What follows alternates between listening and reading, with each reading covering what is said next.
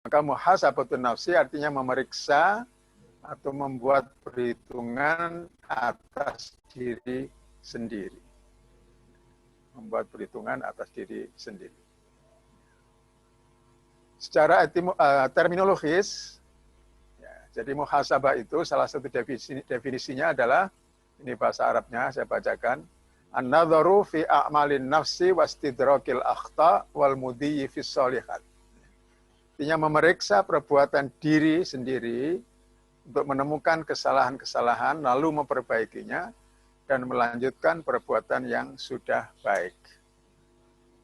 Jadi banyak definisi yang saya baca, muhasabah itu fokusnya pada memeriksa kesalahan-kesalahan, memeriksa perbuatan-perbuatan yang buruk. Walaupun sebenarnya tidak terbatas pada itu. Tapi rupanya ada penekanan kepada memeriksa diri, terutama hal-hal yang buruk di dalam perbuatan kita. Bahkan ada definisi itu, muhasabah itu addus sayyiati wa addul uyub, yaitu menghitung kesalahan dan menghitung aib diri. Nah, ini saya kira pengertian yang disempitkan, sini difokuskan pada meneliti, memeriksa kesalahan-kesalahan yang ada di dalam diri. Rasulullah SAW dalam sebuah hadis mengatakan, al-kayyisu mandana nafsahu. Al-kayyis itu orang yang cerdas. Orang yang cerdas itu adalah orang yang mau menghisap dirinya, menghitung dirinya. Wa amila lima ba'dal maut. Dan kemudian dia melakukan, ya setelah muhasabah itu, dia melakukan sesuatu yang dipersiapkan untuk yang sesudah mati. Jadi dipersiapkan untuk kehidupan sesudah mati. Ini sabda Rasulullah. Jadi orang cerdas adalah orang yang membuat perhitungan dengan dirinya sendiri, kemudian berbuat untuk yang berguna sesudah kematiannya. Dengan hartanya, dengan jabatannya, dengan ilmunya, dengan kekayaannya.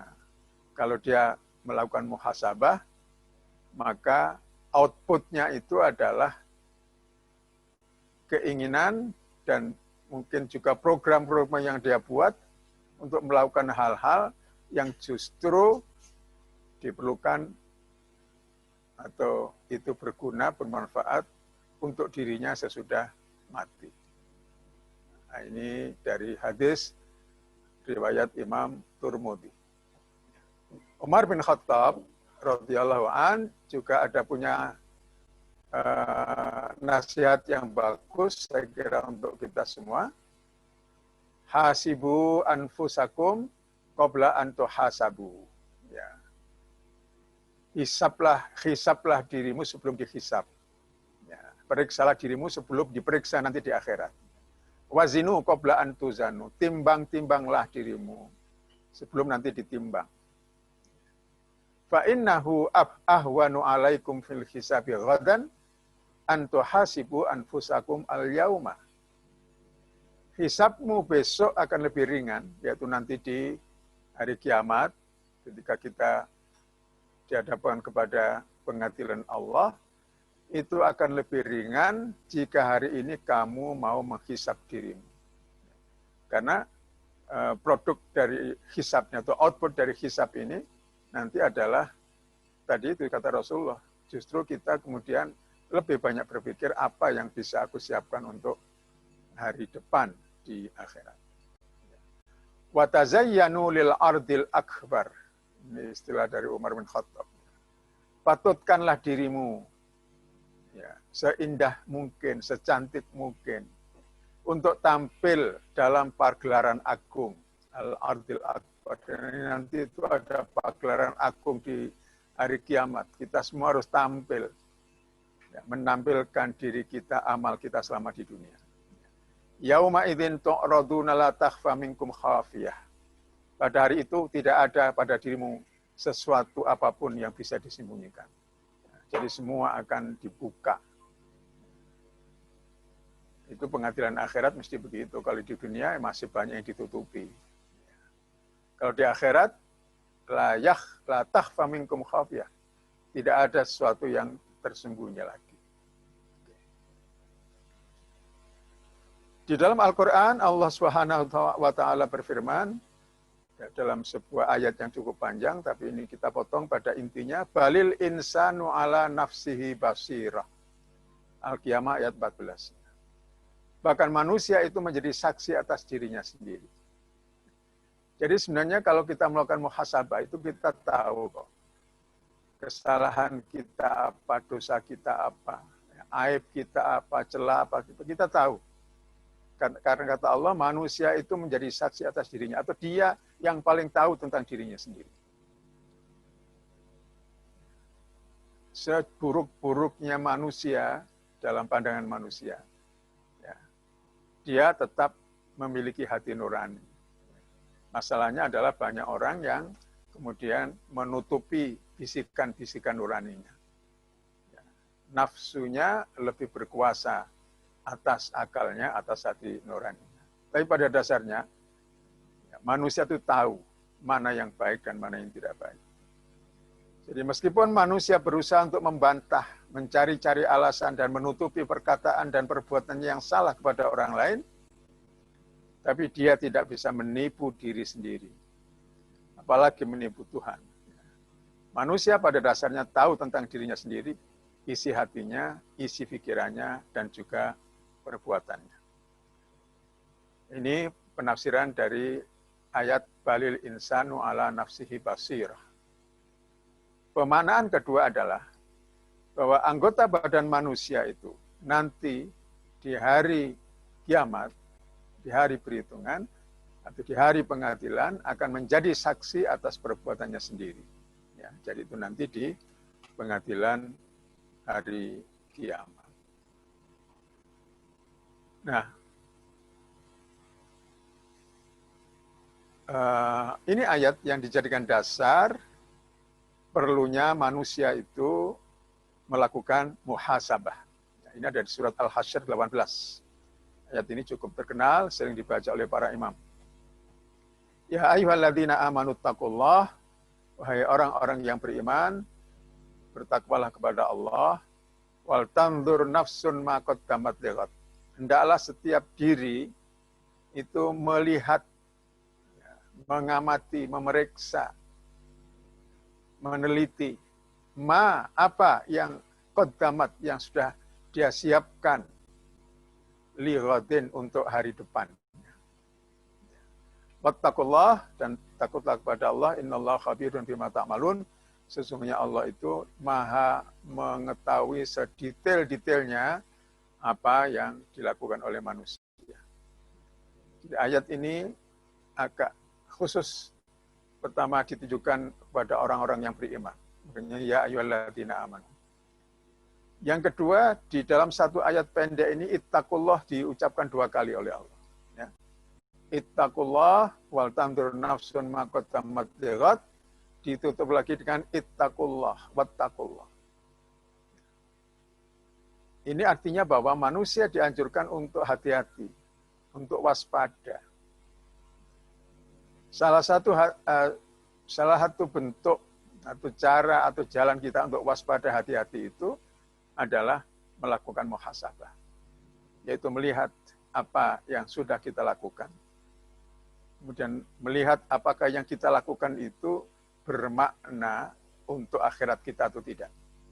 Ya. Kemudian ditutup dengan innallaha khabirun bima ta'malun, sungguh Allah itu mengetahui sedetail-detailnya apa yang kalian kerjakan. Jadi ini adalah ayat yang dijadikan dasar ketika kita membahas masalah muhasabah. Ini dikemukakan juga oleh para ulama yang banyak menulis mengenai masalah ini, baik itu Imam Ghazali, Ibnu Qayyim, Ibnu Taimiyah, dan lain sebagainya. Kalau saya pernah membaca ini suatu tulisan ya, ilmu sosial barangkali ini, jadi mengenai orientasi hidup manusia itu. Saya tidak tahu apakah ini masih berlaku ya. Dikatakan kalau masyarakat tradisional itu orientasinya masa lalu. Kalau masyarakat modern itu orientasinya ke masa depan. Sementara masyarakat yang transisional itu yang dipikirkan masa kini. Nah, sekarang kalau seorang muslim itu berdasarkan petunjuk ayat tadi, maka ghadin itu, hari esok itu adalah hari esok di akhirat. Memang masa depan di dunia juga harus tidak boleh dilupakan. Maka ayatnya di Al-Qasas 77, "Fabtaghi fima atakallahu daral akhirah walatan sanasi baka minat dunya." Carilah dengan segala yang sudah Allah berikan kepadamu, berupa potensi-potensi kemanusiaanmu, akal, pikiran, pendengaran, penglihatan, ya, jasmani yang indah, yang komplit. Ya. Itu daya gunakanlah semua itu untuk ad-darul akhirata. Kehidupan akhirat, kebahagiaan di akhirat. Jadi ini adalah orientasi hidup muslim itu akhirat. Dunia bagaimana? La tansa nasibaka minat dunya. Ya, tapi jangan lupa bagianmu di dunia. Jangan lupa nasibmu di dunia. Jadi di sini manusia memilih. Ya, mana bagian-bagian di dunianya itu yang ya perlu dia ambil dan mana yang harus dia persiapkan untuk akhirat. Ini pengertian dari ayat. Kemudian saya lanjutkan tentang jiwa atau nafsu manusia. Ya. Itu jika tidak dibimbing oleh akal berdasarkan petunjuk agama, maka nafsu itu akan menjurus kepada kerusakan. Kita kenal ada nafsu amarah. Ya. Nafsu yang selalu mengajak, menyuruh manusia itu kepada hal-hal yang buruk. Nah, jalan untuk mengendalikannya adalah muhasabah. Di dalam muhasabah ini, Allah juga sudah memberikan kepada manusia itu ya kualitas, salah satu kualitas nafsu itu adalah lawamah. Jadi di samping amaro ada nafsu lawamah, yaitu yang selalu mencela. Muhasabah itu sebenarnya mencela diri. Nah, di situ jadi nafsu lawamah harus difungsikan. Nanti produknya adalah nafsu mutmainnah. Ada sebuah ungkapan, an-nafsu kasyarikil khawwani illam tuhasibhu dhahaba bimalika. Nafsu itu diperumpamakan seperti asyarik, itu mitra atau partner ya di dalam usaha. Jadi kalau ada kita bukan bikin PT misalnya, di situ ada beberapa orang yang nanam saham di situ. Nah, kata Rasulullah, kalau ada dua orang mitra yang berusaha, ya, melakukan usaha dan keduanya jujur, maka Allah akan mengawal. Tapi kalau sudah ada salah satu dari dua itu yang tidak jujur, maka Allah lepas tangan. Nah, ini di sini asyarikul khawwan. Jadi nafsu itu adalah mitra yang khawwan, itu yang banyak berkhianat. Ilam tuhasibhu dhahaba bimalika. Kalau kamu tidak memeriksa dengan ketat, tidak melakukan muhasabah dengan ketat terhadap mitra kerjamu yang bernama nafsu itu, maka dhahaba bimalika, dia akan membawa pergi harta, akan mengalami kerugian besar. Ini sebuah perumpamaan ya, yang diungkapkan oleh salah seorang ulama. Ya. Jadi nafsu itu seperti mitra yang khianat, kalau tidak kamu audit, uangmu akan dibawa pergi. Muhasabah atau pemeriksaan yang keras dan ketat, itu akan membuahkan hasil yang terbaik. Ya, kita lihat aja lah auditor-auditor itu. Mungkin ada yang sangat ketat, tapi ada juga yang longgar. Nah, kalau ketat, itu hasilnya akan baik. Auditor yang keras, ketat, ya, tidak mau kompromi, ya, betul-betul berdasarkan aturan yang ada, pasti akan membuahkan hasil yang baik. Tapi kalau yang namanya auditor atau pemeriksa itu main-main, ya, melonggar saja, apalagi bermain-main, maka itu tidak akan membawakan hasil yang baik. Diungkapkan oleh salah seorang ulama kita, at-taqiyyu nafsihi min syarikin syahihin. Orang yang bertakwa itu memeriksa dirinya lebih keras daripada pemeriksaan yang dilakukan oleh mitra usahanya yang sangat gigir. Kalau kita punya mitra usaha dan orang ini syahih, di situ bukan syahih, syahih itu lebih dari gigir. Maka dia akan memeriksa itu dengan begitu ketatnya, supaya karena mungkin ada ketidakpercayaan.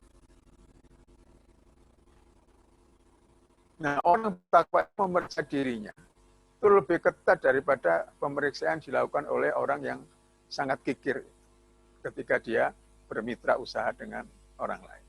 Nah, ini semua adalah sebuah perumpamaan saja. Muhasabah yang tidak keras itu akan berakibat menggampangkan atau mencari kebenaran. Bapak yang pernah menjadi pejabat ya mungkin bisa punya pengalaman ini. Ya, bagaimana yang mana yang pemeriksa. Saya pernah jadi PD2, ya, biasanya bidang keuangan, ya hafallah dengan berbagai macam karakter. Ya. Nah, kalau di dalam muhasabatun nafsi, dalam kita memeriksa diri sendiri, membuat perhitungan diri sendiri, kalau kita terlalu longgar, itu akibatnya kita akan bersikap menggampangkan. Atau bahkan mencari pembenaran terhadap kesalahan yang kita lakukan. Kita cari pembenarannya. Mungkin kita kata, Allah ini cuma sunnah kok tidak wajib. Ya. Loh sampean kok kemarin kok tidak pernah ke masjid misalnya. Nah, itu kan cuma sunnah tidak wajib. Nah, jadi selalu menggampangkan dan memang mencari pembenaran dari apa yang dia tidak lakukan atau keburukan yang dia lakukan. Tidak haram kok, hanya makruh. Ini kan ada juga. Oh ini hanya dosa kecil, bukan dosa besar. Oh ini hukumnya masih syubhat. Ya. Jadi macam-macam. Karena kita tidak terlalu keras mengaudit diri kita sendiri. Bahkan mungkin ada juga, ini ulama beda pendapat kok ya. Jadi saya mengikuti yang ini. Jadi selalu cari alasan, cari pembenaran. Oleh karena itu, maka kalau menurut para ulama, kalau kita benar-benar ingin muhasabah yang efektif, maka muhasabah kepada diri sendiri itu harus ketat, harus keras. Nanti di bagian terakhir, kita akan berikan contoh dari para ulama terdahulu bagaimana mereka bermuhasabah. Saya lanjutkan. Ada dua macam muhasabah. Ini dalam soal waktunya. Yaitu pertama, muhasabah sebelum melakukan pekerjaan. Apa yang dilakukan muhasabah sebelum melakukan sesuatu? Yaitu untuk melakukan penilaian apakah pekerjaan, perbuatan, atau kegiatan yang akan kita lakukan itu sesuai dengan tentuan agama. Nah, ini yang pertama, muhasabah itu. Sebelum melakukan pekerjaan. Ini yang akan saya lakukan ini sesuai, dibolehkan, tidak bertentangan dengan ketentuan agama itu. Kemudian yang kedua juga kita muhasabah ini mungkin dilakukan atau tidak. Kadang ambisi kita begitu besar. Semua ingin dilakukan. Ditawari ini, ditawari itu, semua diterima. Dia tidak mengukur, ini mungkin apa tidak. Akhirnya, ya mungkin dirinya sendiri susah, berat, atau bahkan mungkin pekerjaannya menjadi tidak terlaksana.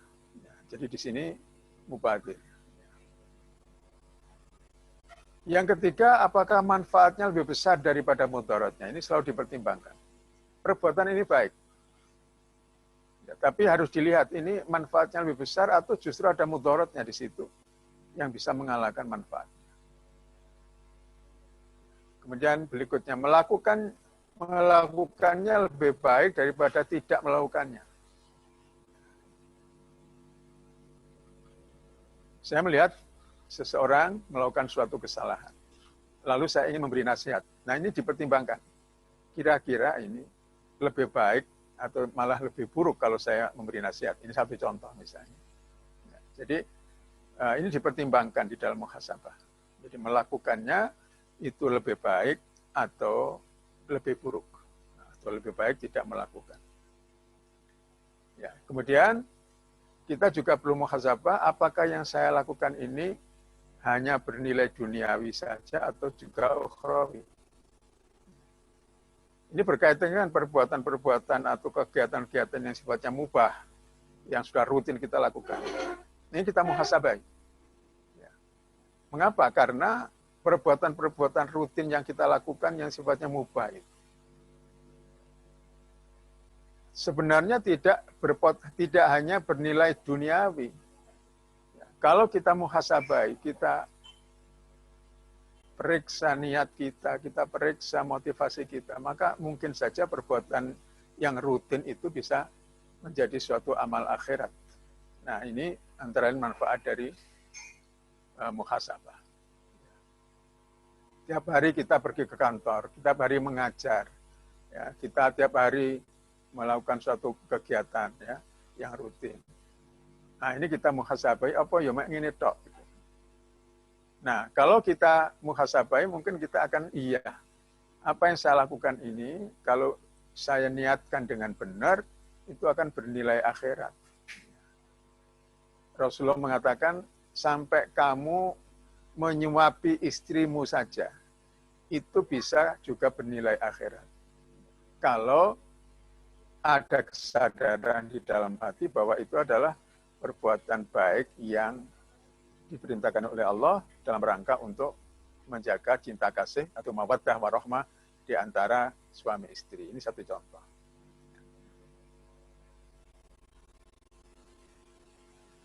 Ini perkataan dari Hasan Al-Basri kalau tidak salah. Rahimallahu abdan waqafa inda hammihi wa in kana lillahi madha wa in kana li ghairillahi amsaka. Ya, ini muhasabah sebelum melakukannya. Jadi Allah mengasihi hambanya yang memeriksa setiap keinginannya. Jika itu untuk Allah, dia lanjutkan. Jika untuk selain Allah, dia hentikan. Dihentikan artinya bukan berarti kalau itu perbuatan baik, kemudian kita tinggalkan, bukan. Ya. Jadi ini ada juga lanjutannya. Tidak harus meninggalkan semua amal yang ada potensi riya di dalamnya. Misalnya infak. Ini ada potensi riyaknya. Masukkan uang ke kotak infak, kotak amal di masjid. Ini ada potensi riak. Terus kita putuskan, dapat daripada riak, wis ora usah infak saja. Nah, ini tidak harus begitu. Dalam hal di mana ada potensi riak di dalam suatu amal, maka kita harus berjuang menjauhkan riak dari dalam hati. Mengapa? Karena memang riak itu bisa membuat amal menjadi sia-sia. Jadi bukan kemudian tidak melakukan amalnya, tapi yang kita lakukan adalah berjuang menjauhkan riak itu dari dalam hati kita. Ya, dalam Al-Quran kan disebutkan itu. Dalam Al-Khosyiah itu ya. Wujuhun yawma idin khosyiah. Ya. Amilatun nasibah taslanan kami. Ada orang yang bekerja sudah ya setengah mati. Tapi dia tidak memperoleh dari pekerjaannya itu karena riya. Maka malah akhirnya taslanan hamiyah, dia akhirnya masuk ke neraka. Nah, ini adalah soal membersihkan niat. Kemudian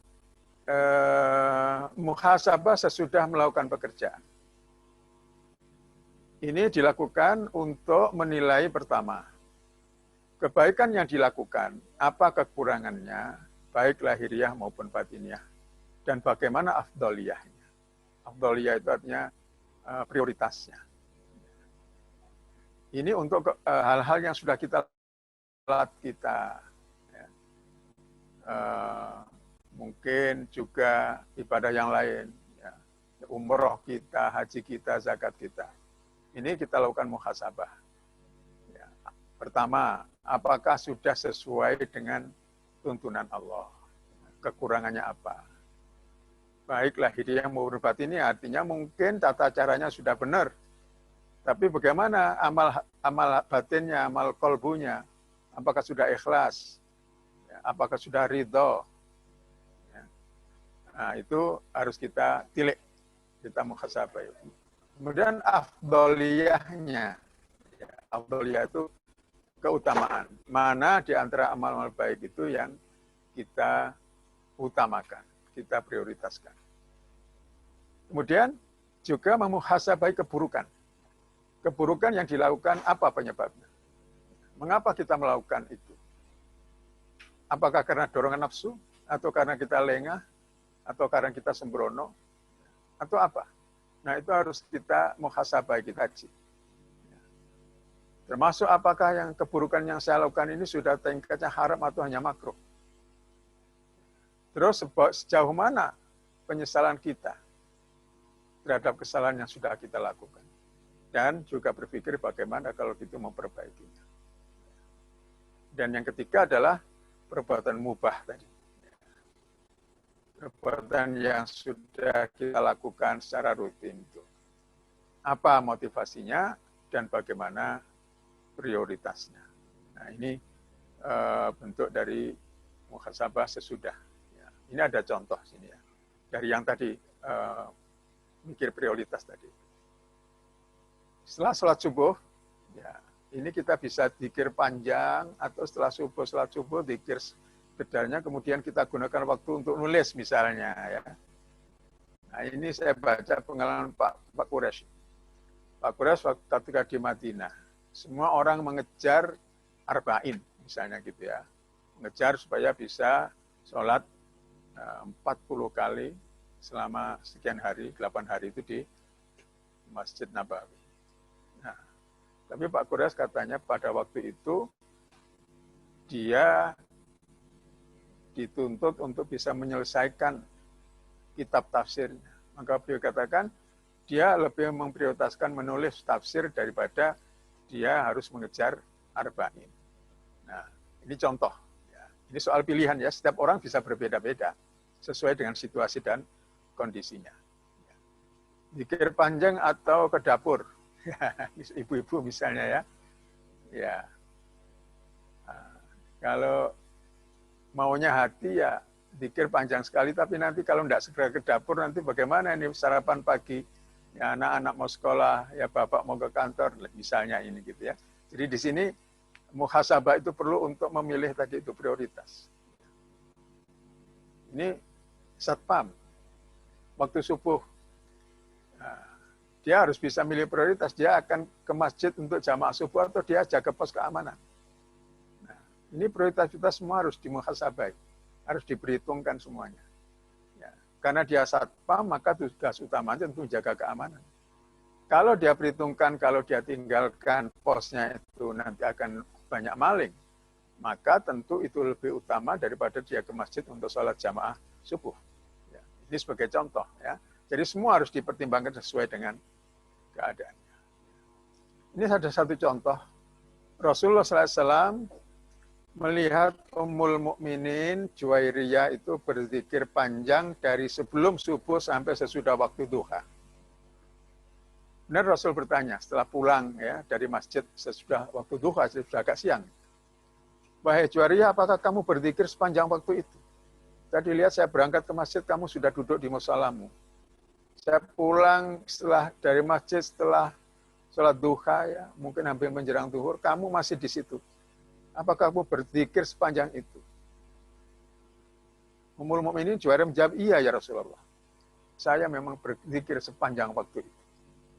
Maka Rasulullah kemudian mengajarkan doa pendek ya kepada Juwairiyah. Wahai Juwairiyah, kalau kamu membaca doa ini, wirid ini, 2-3 kali saja, maka nilainya sama dengan zikir panjangmu dari sebelum subuh sampai selesai waktu duha tadi. Kemudian Nabi memberikan zikirnya, yaitu Subhanallahi wa bihamdih, adata khalqihi wa ridho nafsihi wa zinata arsyihi wa midada kalimati. Ya, ini zikir pendek, tapi isinya memang luar biasa. Dan itu kalau dibaca 3 kali saja dengan penuh pemahaman dan penghayatan, maka kata Rasulullah itu nilainya sama dengan zikir panjangmu ya, selama itu. Nah, kita tidak tahu latar belakangnya apa. Apakah Rasulullah ingin mengatakan bahwa kamu punya tugas lain ya, selain berzikir. Nah, kamu harus segera melakukan tugas-tugas yang lain dan sebagainya. Mungkin itu sebagai satu asbabul wurudnya juga tidak disebutkan. Tapi bahwa intinya amal soleh itu juga harus dipertimbangkan dari segala seginya. Ya, itulah salah satu bentuk dari muhasabah.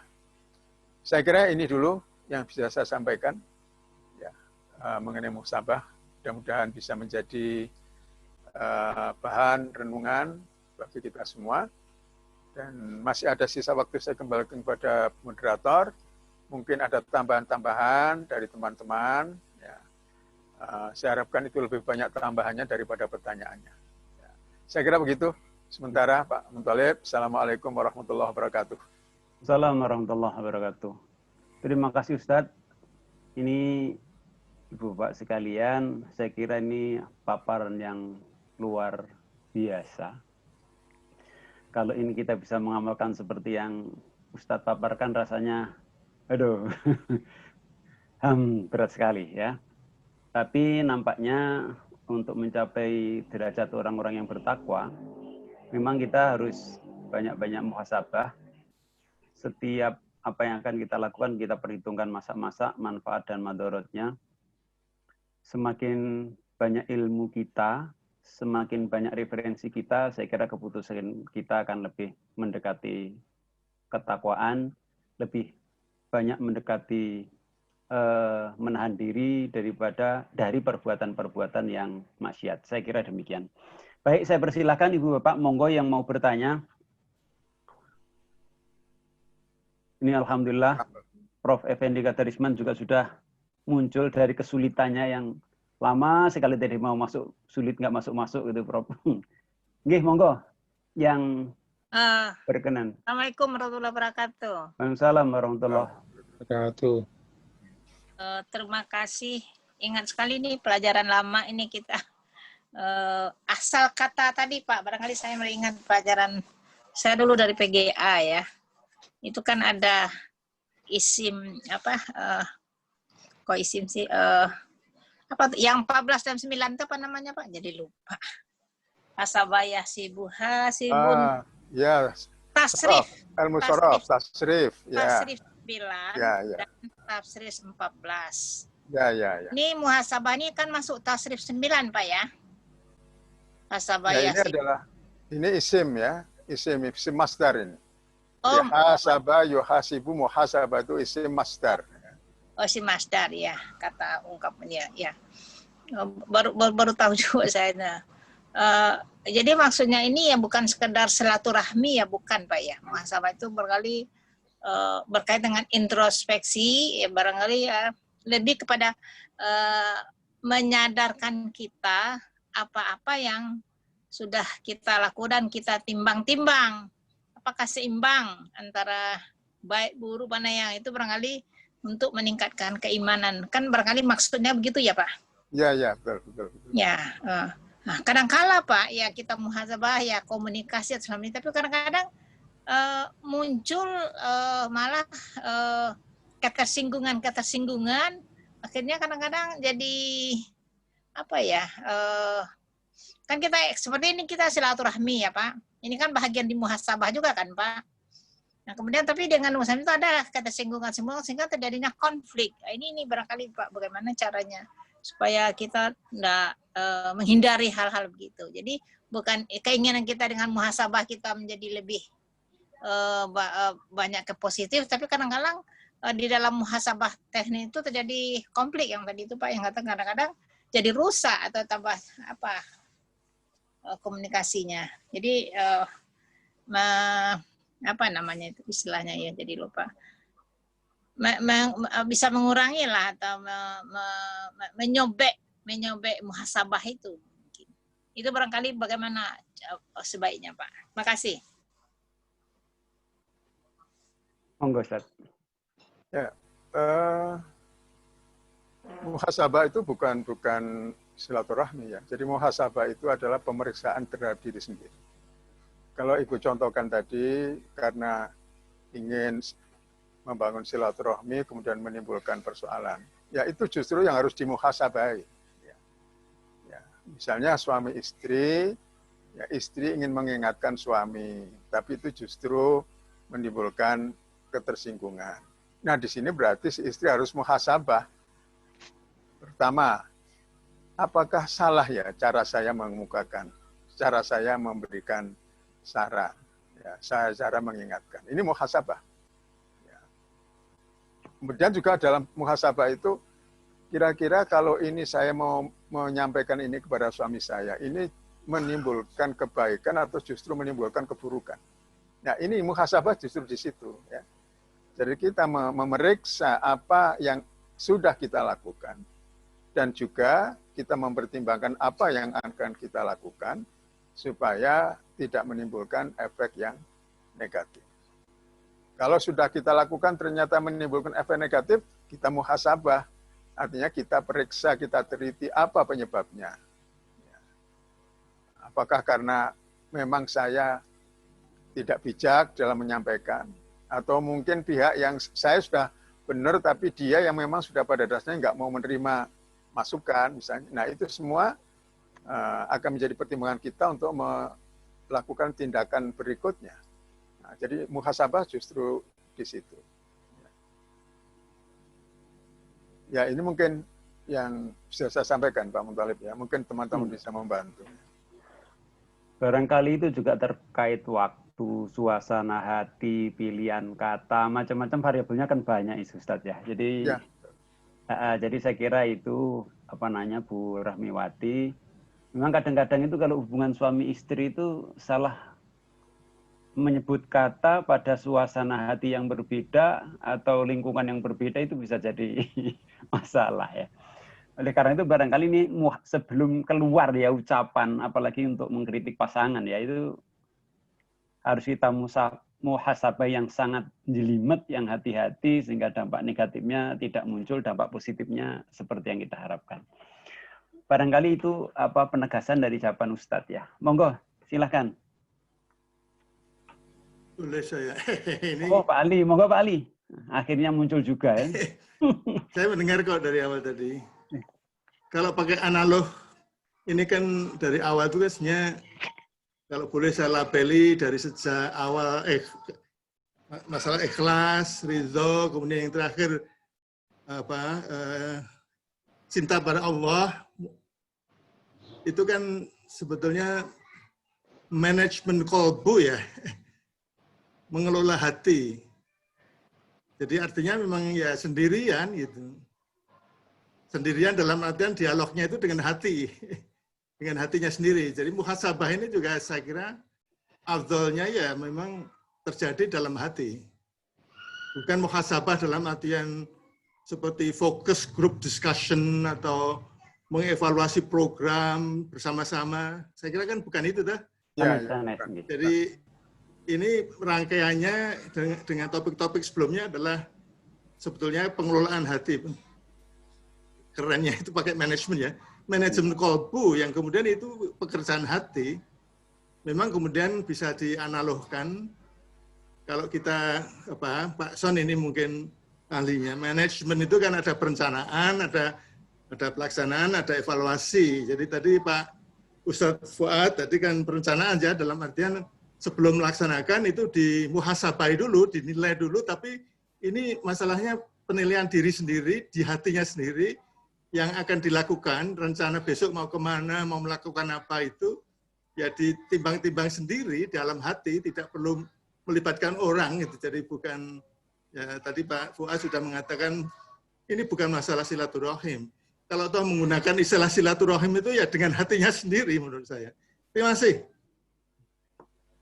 Ya, jadi benar saya kira ini menyangkut, ini kan topik kita masih amalan kolbu ya, amalan hati. Amalan hati. Jadi nanti sampai beberapa topik itu masih sekitar itu.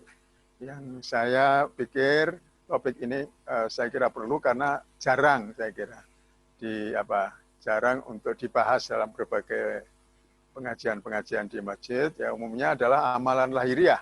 Ya, ini amal kolbu ini ternyata sangat penting sekali. Saya kira ini masih akan berlanjut, nanti ada beberapa topik ya mengenai amalan kolbu ini. Jadi betul Pak Ali, memang itu makanya tadi kan kaitannya dengan ayat juga, bahwa manusia itu sebenarnya tahu apa yang ada di dalam dirinya sendiri. Nah, di situ diperlukan kejujuran ketika kita melakukan muhasabah. Perlu kejujuran di dalam hati kita. Karena kita tahu bahwa Allah itu pasti tahu apa yang ada di dalam diri kita. Orang lain tidak tahu, cuma kita yang tahu. Monggo, Pak Son sepertinya sudah siap untuk menyampaikan masukannya ini. Monggo, Pak Son. Ya, terima kasih Pak Ustadz. Assalamualaikum warahmatullahi wabarakatuh. Waalaikumsalam. Waalaikumsalam warahmatullahi wabarakatuh. Jadi kalau saya istilahkan dengan istilah manajemen itu, muhasabah itu sama dengan self evaluation, sama dengan evaluasi diri. Jadi kalau saya cocok sekali itu, kalau dalam suatu sistem itu ada input, proses, output. Jadi yang dievaluasi itu pertama input, jadi itu tadi kan disebutkan sebelum melakukan pekerjaan. Kemudian proses dalam melakukan pekerjaan itu gitu. Setelah itu produk ya atau output. Jadi kalau menurut saya kok itu match dengan sistem yang ada di manajemen. Jadi ada input, ada proses, ada output. Itu semua harus dimuhasabah, dihitung. Yang disebut input, proses, output adalah input kita sendiri, proses kita sendiri, dan output kita sendiri. Jadi kita berdialog dan menghitung kita sendiri. Nah, kemudian itu semuanya kalau digabungkan dengan yang 4 itu, jadi ada ikhlas, ridho, ada cinta kepada Allah, lalu ada muhasabah, itu kan sungai-sungai itu. Tapi mengalirnya semua muaranya adalah muttaqin. Muaranya adalah sebagai orang yang bertakwa. Nah, saya masih kembali ke pertanyaan minggu yang lalu. Jadi definisi takwa itu, jadi setelah mendengar para mubalek, kemudian khotib, itu 90% mengatakan kalau takwa itu adalah sesuatu yang melaksanakan perintah Allah dan menjauhi apa yang dilarang Allah. Bukan menjauhi larangannya, menjauhi apa yang dilarang. Nah, tapi minggu yang lalu didiskusikan bahwa itu bukan definisi yang tepat. Nah, begitu. Nah, saya tidak tahu itu hampir 90% kok tepat. Mereka itu dasarnya apa. Kemudian kalau itu memang dikatakan tidak tepat, saya tanya pada Pak Ustadz, itu kalau menurut Quran dan hadis itu definisi yang tepat untuk takwa itu apa? Kalau minggu yang lalu kan definisinya ya takwa itu ya sama dengan kita mencintai istri. Pokoknya jangan dimarahi. Yang penting jangan dimarahi oleh Allah. Nah, itu saya kira kok kurang jelas. Jadi mohon pencerahan, menurut Quran dan hadis itu takwa itu apa? Yang gampang dicerna definisinya. Dan berdasar. Terima kasih. Wassalamualaikum warahmatullahi wabarakatuh. Assalamualaikum warahmatullahi wabarakatuh. Monggo Ustaz. Ya. Mengenai pengertian takwa, pertama kita bisa meninjaunya dari sisi bahasa. Yang kedua, penjelasan dari Rasulullah. Yang ketiga tentu apa yang disebutkan bertebaran di dalam Al-Quran. Ya. Secara etimologis, ya, takwa itu dari wako, asalnya itu akar kata itu wako yaki, itu artinya menjaga, memelihara. Ya. Kemudian ittaqoyataki, ya, itu memelihara, menjaga diri sendiri. Atau dengan kata lain, saya lebih memaknai ittaqoyataki, takwa itu dengan sikap hati-hati dan waspada. Dan itu adalah sikap batin. Itu amalan kolbu. Karena Rasulullah menegaskan at-taqwa hahuna sambil memegang dadanya. Takwa itu ada di sini berarti dalam hati, berarti itu amalan hati. Nah, sedangkan melakukan sholat, melakukan perintah Allah sholat, haji, ya, infak, zakat, itu adalah outputnya, output dari takwa, output dari ketakwaan. Karena dia awas, hati-hati, waspada, dan berusaha jangan sampai mengalami bahaya, ya, yaitu bahaya dimurkai Allah, ya, bahaya tidak dicintai Allah, maka dia wujud dari kehati-hatiannya itu adalah jangan sampai meninggalkan perintah Allah dan jangan sampai melakukan apa yang dilarang oleh Allah. Jadi itu produk dari ketakwaan yang sifatnya itu batiniah. Ya. Nah, jadi definisi yang disampaikan oleh para khatib yang sering itu ya memang biasanya apa ya apa yang sering diucapkan kemudian tinggal copy paste saja ya. Nah, makanya ini saya sudah beberapa kali menyampaikan dalam khutbah maupun dalam tulisan itu pengertian takwa itu adalah sikap batin yang hati-hati waspada di dalam menjalani kehidupan ini. Ya. Supaya kita tidak terkena onak, tidak kena duri, tidak kena dimangsa oleh sesuatu yang membahayakan kita ya, dalam kehidupan ini. Ya. Nah, oleh karena itu maka kita kalau memang supaya kita selamat, ya kan garisnya tinggal mengikuti perintah Allah. Ya, mana yang diwajibkan kita lakukan, mana yang dilarang kita tinggalkan. Nah, itu jadi output dari sikap takwa yang ada di dalam diri kita. Di dalam Al-Quran itu ada banyak dijelaskan, terutama adalah sifat-sifat orang bertakwa. Artinya itu sudah sebagian output ya. Tapi sebagian juga ada yang sifatnya batinnya. Misalnya di Al-Baqarah ayat 34 itu ya. Sifat orang bertakwa itu kan digambarkan alladzina yu'minuna bil ghaibi wa yuqimunas sholata wa mimma razaqnahum yunfikun. Walladzina yu'minuna bima unzila ilaika wa ma unzila min qablika wa bil akhirati hum yuqinun. Jadi itu ada 5 sifat orang bertakwa di situ. 3 berkaitan dengan iman, yang 2 berkaitan dengan Islam. Yang kaitan iman itu ada 3 rukun iman sebutkan situ, yaitu pertama percaya kepada adanya hal yang gaib, ya. Yang kedua beriman kepada kitab-kitab Allah, dan yang ketiga iman kepada hari akhirat. Ya, ini oleh para ulama disebut sebagai 3 pilar utama dari rukun iman. Ya. Kemudian yang kedua adalah, dan ini adalah batin, ya, itu amal batiniah yang namanya iman. Kemudian ada amal lahiriahnya, yaitu yuqimunas shalah wa mimma razaqnahum yunfiqun, yaitu menegakkan sholat dan berzakat, berinfak. Nah, itu wujud lahiriah dari takwa. Gitu. Kemudian nanti ada di surat Ali Imran 134, 135, itu juga di situ ada yang sifatnya batiniah dan ada yang sifatnya lahiriah. Kemudian nanti ada lagi di Al-Baqarah 117 itu tentang orang takwa juga cukup panjang. Ya selalu isinya itu. Jadi ada yang sifatnya batiniah, ada yang sifatnya lahiriah. Nah, barangkali di situ kemudian banyak para khatib kita itu lebih mengutamakan pada hal-hal yang sifatnya lahiriah, yaitu melakukan apa yang diperintahkan oleh Allah, itu pun yang banyak contohnya ya lahiriah. Sementara batinnya ini memang kurang diberi penekanan. Barangkali begitu Pak Son. Ya, jadi tadi saya sudah sampaikan dari sisi etimologisnya, kemudian dari Nabi, penekanan pada Nabi, bahwa at-taqwa hahuna, takwa itu ada di dalam dada. Nah, kemudian yang ketiga memang sifat-sifat orang bertakwa itu sudah produk. Terima kasih. Terima kasih Ustadz. Ini ada pertanyaan tertulis, saya juga agak susah untuk menginterpretasi pertanyaan ini. Baik, yang pertama begini Ustadz, bagaimana standar penilaian muhasabah? Apakah standarnya itu objektif, subjektif, atau intersubjektif? Saya agak susah menginterpretasi pertanyaan ini. Kalau Ustadz Fuad kira-kira bisa menginterpretasi, monggo.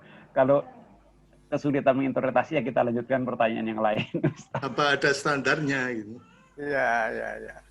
Ini pertanyaan akademis ini ya, ilmiah. Atau kognitif, Ustaz. Yang menurut saya itu begini ya. Manusia itu diperintahkan oleh Allah untuk bermuhasabah, itu kan berpikir, merenung kan begitu ya. Dan di situ berarti dia melakukan ijtihad. Ya. Untuk menentukan prioritas, mana yang didulukan, ini atau itu. Itu kita berijtihad. Ya. Untuk mana yang lebih penting, ya, dan seterusnya. Itu kita melakukan ijtihad. Jadi kita berijtihad dan hasilnya itulah yang kita lakukan. Asal kita sungguh-sungguh, maka andai kata ijtihad kita itu salah, itu kita tidak berdosa. Kita masih dapat 1 pahala. Kalau tepat kita dapat 2 pahala. Intinya muhasabah itu kan berijtihad terus. Ya. Jadi berdasarkan ilmu yang kita, standarnya ilmu yang kita terima dari Allah, dari Rasulullah, ya. Nah itu. Ya. Jadi tidak bisa nanti ada penilaian A, B, C, D, atau 1, 2, 3, 4, atau 1 sampai 10, dan seterusnya, ya. Bukan itu. Jadi itu hal-hal yang tentu saja ada bersifatnya subjektif dari diri kita. Tapi intinya kita harus berpikir, berijtihad sungguh-sungguh, mencari yang benar. Ya. Soal misalnya salah, ya, ternyata salah ijtihadnya, ya itu di muhasabai lagi. Jadi makanya terus-menerus muhasabah. Ya, boleh Pak Muthalib, saya? Oh, inggih, Prof, monggo. Khusus ke muhasabah, nanti untuk takwa barangkali bisa dimunculkan topik tersendiri, itu panjang saya kira. Sekarang kita kembali ke muhasabah dulu. Cak Nun itu pernah menceritakan bahwa kita itu harus berdialog dengan diri sendiri. Kita ciptakan diri kita itu dengan partner kita. Bahkan yang ekstrim itu, yang menarik itu, Cak Nun itu pernah cerita pada waktu dirinya sakit, padahal ditunggu oleh jamaah. Dia marah sama dirinya sendiri. Kamu sakit loh, mau apa? Ini ditunggu oleh jamaah itu loh. Jangan sakit. Nanti kalau selesai boleh kamu sakit. Sembuh akhirnya. Itulah dialog antara diri kita dengan diri kita sendiri. Itu kita ciptakan. Seperti itu selalu kita laksanakan. Pada setiap kali kita melakukan sesuatu, waktu kita melakukan sesuatu, kita tanya, kamu ngapain itu? Untungnya apa ini? Kamu teruskan apa enggak? Makanya tadi yang sampaikan Ustadz Fuad tadi itu keuntungannya apa? Mendatangkan mudarat apa mendatangkan manfaat? Dialog itu yang selalu terjadi. Dan dialog dengan diri sendiri itu saya kira kata hati yang paling tidak perlu nilai itu objektif apa subjektif apa enggak, itu kalau kita tanya secara jujur dalam diri kita, itu pasti yang keluar itu. Saya pernah melakukan sesuatu, terus terang aja saya marah dengan seseorang. Pada waktu sedang marah itu, saya berdialog dengan diri saya sendiri. Keuntungannya apa kalau kamu marah? Kalau kamu menang, apa yang kamu dapatkan? Kalau kamu kalah, apa yang kamu dapatkan? Akhirnya saya mundur dari situ. Oh ya sudah, saya tidak perlu marah, karena toh nggak ada untungnya. Menang nggak untung, kalah juga nggak untung. Sehingga saya mendapat nasihat dengan dialog itu. Itulah saya kira menurut saya muhasabah. Untuk setiap yang kita lakukan, berdialoglah dengan diri sendiri. Insya Allah kalau dengan diri sendiri itu saya kira sangat jujur, karena tidak ada orang lain yang terlibat di situ. Sehingga dialog dengan diri sendiri itu menurut saya salah satu cara untuk muhasabah yang paling baik. Itu menurut saya. Gimana Ustaz? Silakan. Monggo Ustaz. Ya, yang disampaikan Pak Adnan ini kan menggaris bawahannya. Jadi garis bawah yang diberikan oleh Pak Adnan saya kira lebih memahami kita dari hakikat dari yang namanya muhasabah. Ini pertanyaan dari Jakarta, Ustadz. Dari adik kita, Didik Sudarmadi, ini kimia angkatan 89. Jadi mahasiswanya Ustadz Fuad, mahasiswanya Pak Son, mahasiswanya Prof. Effendi, mahasiswanya Pak Hadibnu. Pertanyaannya begini, kapan sebaiknya muhasabah harus dilakukan? Apakah dengan muhasabah kita bisa selamat dari adab Allah karena muhasabah dilakukan setelah terjadinya peristiwa barangkali begitu. Jadi kapan Ustadz kita melakukan muhasabah, dan apakah dengan muhasabah kita bisa selamat dari adab Allah? Begitu Ustadz. Ya. Yang pertama, yang kedua dulu pertanyaannya. Jadi kata Umar tadi itu, kamu akan ringan menghadapi pengadilan akhirat, hari kiamat, kalau kamu sekarang mengadili dirimu sendiri.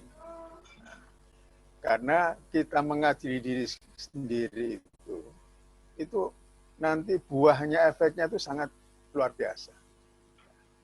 Ini nanti masih ada lanjutan ini, barangkali nanti muhasabah seri kedua ya, minggu depan insya Allah. Jadi apa buah muhasabah dan juga hal-hal yang mungkin mendorong kita untuk muhasabah itu apa saja. Terus buah dari muhasabah itu apa saja, insya Allah nanti akan kita bahas ya. Jadi jelas kalau kita sekarang itu mau rutin melakukan muhasabah, maka Allah pertama aja sudah menghargai kita. Orang yang melakukan muhasabah itu sangat dihargai oleh Allah. Jadi tentu ada nilainya tersendiri. Saya kira dalam kehidupan dunia pun, di dalam organisasi, kata Pak Son, yang namanya evaluasi diri itu kan sangat perlu. Nah itu. Kemudian kapan kita bermuhasabah? Jadi sudah saya jelaskan sebelum melakukan suatu pekerjaan, kemudian sesudah melakukan suatu pekerjaan. Yang kita muhasabahi adalah apakah, kalau sebelum itu untuk melihat apakah yang kita lakukan ini on the track atau tidak, kan begitu. Baik itu ditinjau dari pertimbangan-pertimbangan agama maupun pertimbangan-pertimbangan yang aktual yang kita hadapi. Terus kalau sesudah kita melakukan pekerjaan, yang kita lihat adalah kualitas dari yang kita lakukan kalau baik. Ya. Jadi yang baik pun kita muhasabah, bukan hanya yang buruk. Yang buruk kita cari apa sebabnya kok saya melakukan ini. Nah, jadi itu berarti setiap waktu, dan itu bukan berarti kemudian terus kita itu harus duduk khusus untuk melakukan muhasabah. Itu bisa dilakukan juga, tapi sebenarnya muhasabah itu bisa kita lakukan ya secara spontan aja. Ya. Saya ditawari melakukan ini, kita muhasabah ini bener apa ora? Ya, ini berguna apa enggak? Nah, di situ kita berijtihad untuk memilih tadi. Ya. Ada juga para ulama yang menganjurkan kita itu setiap malam sebelum tidur itu melakukan muhasabah. Nah, jadi itu waktu yang disarankan. Itu pada waktu kita melakukan sholat malam. Nah, kita melakukan muhasabah. Apa hasil saya sehari ini tadi apa? Perbuatan baik apa? Perbuatan buruk apa? Nah, masing-masing kemudian kita analisis. Ya. Kalau alhamdulillah sehari ini sholat 5 waktu, tepat waktu, di awal waktu misalnya, ya kan sudah baik. Tapi tidak cukup terus dimuhasabahi. Itu tadi saya sholatnya khusyuk apa enggak ya? Nah, gitu. Nah, mungkin sudah khusyuk. Nah, kita lebih dalam lagi muhasabahi. Itu niat saya sudah ikhlas betul atau masih tercampur dengan yang lain. Nah, disitulah muhasabah itu dari yang paling ringan, zahiriyah, sampai kepada yang paling berat, batiniyah. Ya. Nah, jadi muhasabah itu bisa dilakukan setiap waktu. Tapi kalau kita mau programkan, mungkin memang tepat sekali kalau malam hari kita sedang sendiri, ya di situ kita sedang paling dekat dengan Allah ketika kita sujud, ketika sholat malam. Di situ kita berdialog dengan diri kita sendiri, ya, dengan hati kita. Jadi jangan dibuat sulit ini, ya jangan dibuat sulit. Pokoknya itu kalau sudah kita terlatih, itu sudah otomatis kok kita muhasabah, mempertimbangkan segala sesuatu, dan itu insya Allah akan dibimbing oleh Allah. Ya. Kalau kita punya niat yang benar, ya, semuanya itu kita kembalikan kepada Allah, karena Allah lah yang paling tahu mana yang paling baik untuk kita. Ya. Makanya doa sujud kita itu antara lain kan, Allahumma ati nafsi taqwaha, ya Allah berikanlah kepada diriku ini ketakwaannya, wa zakkiha, dan sucikanlah diriku. Fa inna anta khairum man zaka, engkaulah yang paling baik yang bisa melakukan pembersihan dalam jiwaku ini. Kenapa? Anta waliyuha maula, karena engkaulah pemiliknya, engkaulah pemimpin. Nah, itu kalau kita rutin membacanya waktu kita sujud, insya Allah kita akan dibimbing oleh Allah. Ya, muhasabah. Saya kira begitu Pak Muntolib. Inggih. Nyambung Pak Muntolib. Oh, inggih. Ini yang nulis pertanyaan tadi menika Ustaz. muncul akhirnya. Nggak terima kalau dari tulisannya. Enggak terima. Tadi sudah dicontohkan oleh Ustadz Fuad mengenai, ya terima kasih. Assalamualaikum warahmatullahi wabarakatuh. Tadi sudah dicontohkan oleh Ustadz Fuad mengenai kasus Satpam. Nah, ketika muhasabah atau refleksi, kalau saya mengistilahkan refleksi diri tadi itu, ya, yang mirip itu. Saya seringkali mengalami dilema etis, Ustadz. Saya mau meneruskan mengajar sampai 12.10 atau mendatangi azan masjid. Ini dulu pernah saya tanyakan juga. Nah, ketika ini saya juga masih merasa di dalam hati itu merasa berdosa meninggalkan mengajar, tapi juga meninggalkan sholat berjamaah juga berdosa. Ya. Nah, ini dilema etis, Ustadz. Sehingga saya memberikan saran, ini kan yang tadi saya tanyakan, ini subjektif atau intersubjektif, ataukah objektif. Ya, jadi. Karena tafsirnya saya tanya berbagai Ustadz ya beragam jawabannya. Jadi itu yang seringkali mengalami dilema etis, sehingga saya mengusulkan pada leader di UM agar jam kuliah itu di 5.6 itu berakhir pas setengah 12 itulah dimulai istirahat itu setengah 12 sampai setengah 1 sehingga pas tidak kehilangan sholat berjamaah itu. Tapi itu sulit sekali karena negara kita ya seperti inilah gitu. Terima kasih Ustadz, mohon maaf. Gitu. Ya, jadi kalau menurut saya ini pendapat tuh ya. Jadi ini bukan kata Al-Quran atau kata Rasulullah, ini pendapat ya, pendapat saya. Jadi orang melakukan suatu amal saleh itu kan juga tergantung kepada beberapa hal. Pertama tentu harus sesuai dengan petunjuk Allah dan Rasulullah. Yang kedua juga melihat kemampuan diri dan juga kondisi dan situasinya. Jadi itu harus, karena pengertian soleh, amal soleh itu salah satu maknanya itu sesuai, cocok. Nah, cocok dengan apa? Ini cocok dengan perintah Allah, tapi juga cocok dengan keadaan kita, cocok dengan situasi dan lingkungan. Ya. Saya pernah mendengar ceramah dari seorang ustadz dari Timur Tengah ya. Jadi sholat itu tentu semua orang mengatakan itu sesuatu amal yang luar biasa, amal soleh yang luar biasa. Tapi ketika situasi perang, kira-kira yang lebih soleh itu apakah kita suntuk hanya berdoa saja atau kira-kira ikut terjun ke medan perang? Nah, kan berbeda jadinya. Seorang dokter, ini pengalaman real saya. Seorang dokter waktu menantu saya mau melahirkan, itu oleh dokter dikatakan ini nanti kita tunggu perkembangannya. Kalau sampai pada jam sekian itu belum lahir, ini harus dioperasi. Tapi kita lihat nanti indikatornya nanti ada di alat ini. Gitu.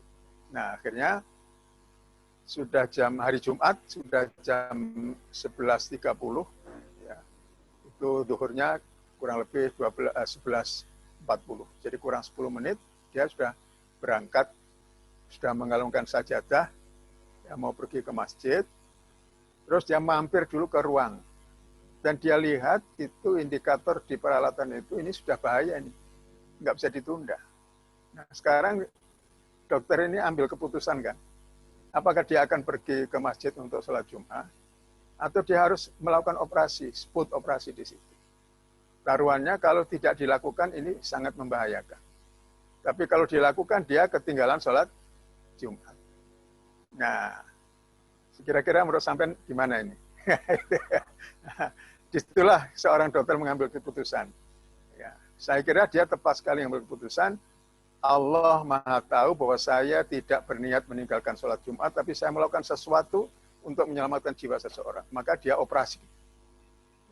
Setelah dia operasi, selesai, dia cuci tangan, yang jahit itu perawat, dia berangkat ke masjid, tapi masih